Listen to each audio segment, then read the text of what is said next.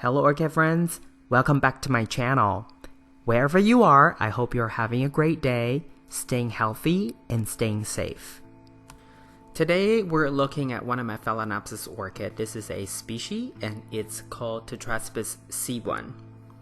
In my collection, I have two tetraspis C1. This one is the younger one that I purchased and it's already been a couple years. I've had this one since it was a near blooming size plant. It was quite inexpensive because it was a young plant, but with care and time and patience, it had grown to be a mature plant. It's still considered a young plant, but it's mature enough to bloom, and it has already bloomed a couple times since, as you can see here. This orchid is a species and is a sequential bloomer, so that means the flower spike can continue to grow, provided that all conditions are met, lights, nutrients, moisture, water, that kind of thing. So this time around, it only gave me 2 buds on one of the spike, and then the other shorter spike, 1 bud. And the beauty of this orchid is that every time you would have surprises, meaning the color distribution, the red-white distribution usually is quite different for every flower. Sometimes the red will come out more, sometimes it's white more, and sometimes it's almost red or everything is red or almost everything is white. And I love tetraspis's lip. It's fuzzy lip. It's just so cute to me for some reason. The only thing about this orchid that is kind of a slight letdown is that its fragrance is very powdery, sweet powdery, and it's not very strong. But if you put your nose close enough to the flower, it does have some fragrance to it. This orchid, I've also noticed that it's more free flowering than flowering at a very specific time. I have a lot of orchids that are spring blooming, so you know that they will work on their spikes in winter, and then come spring, they would work on the buds and eventually bloom in spring. And then there are some summer blooming fragrant orchid species that only bloom in summertime. But this one, I have had this one bloom in spring, summer, autumn, and at least twice in winter time.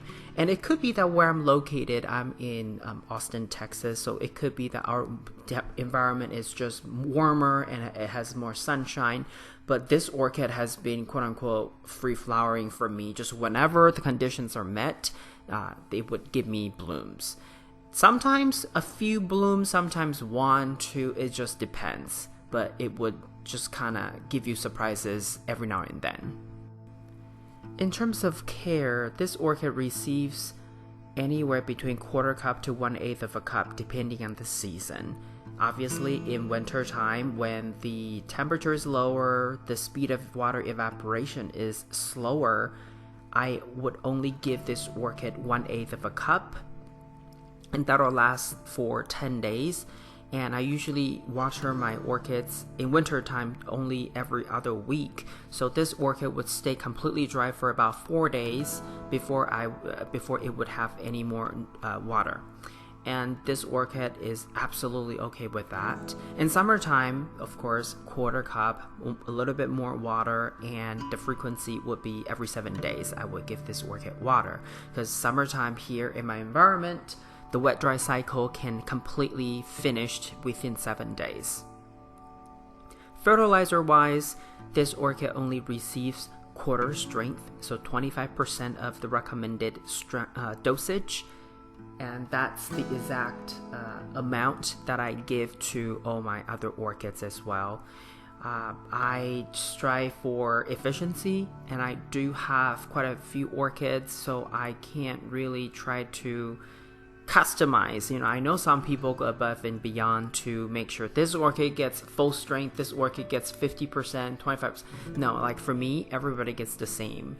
And I know there are some orchids that really don't like too much fertilizer, so I kind of use that 25% to be the common dosage for all my orchids. And weekly, right? You give weak fertilizer on a weekly basis, and that's what I do with my orchids. And coming up, this is just a video clip to show you what they look like.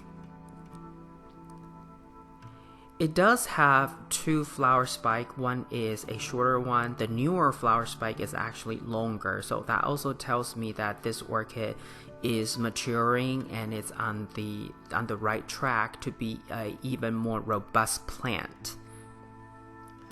It also has quite a few, 4 aerial roots, and one of them I actually try to train it to grow back into the media, which it's doing.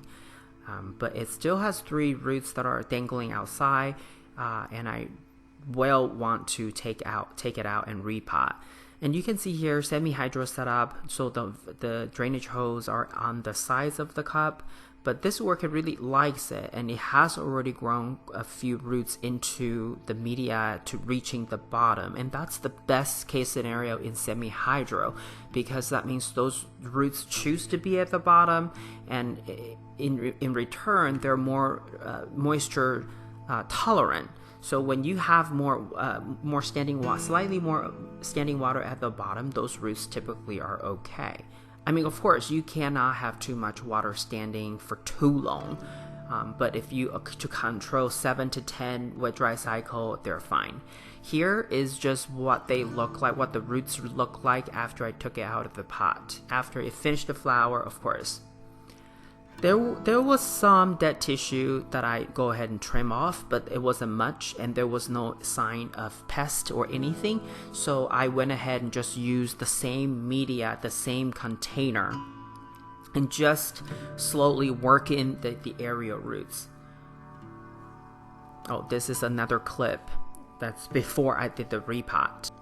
Another thing I want to mention is that I still do have a few orchids in this kind of semi-hydroponic setup, but for this orchid, this repot, I am actually going to change its setup by drilling holes at the bottom, so it would then become inorganic setup. And you can see I have drilled ventilation holes on the sides as well, and then there are 4 drainage holes at the bottom. So this would then become what we so-call the traditional setup with drainage holes at the bottom, and then the media, the substrate, is inorganic, and the ratio is about 1:1. Sometimes I do add a little bit more smaller pebbles, but that's about it. And this allows me to really give this orchid a refresh now that it has more roots in the container. This is all I have for you today. If you like this video, please give it a thumbs up. And if you would like to get more orchid related videos from my channel, please subscribe and turn on the notification. I want to wish you happy growing, and I will talk to you in my next video. Ciao!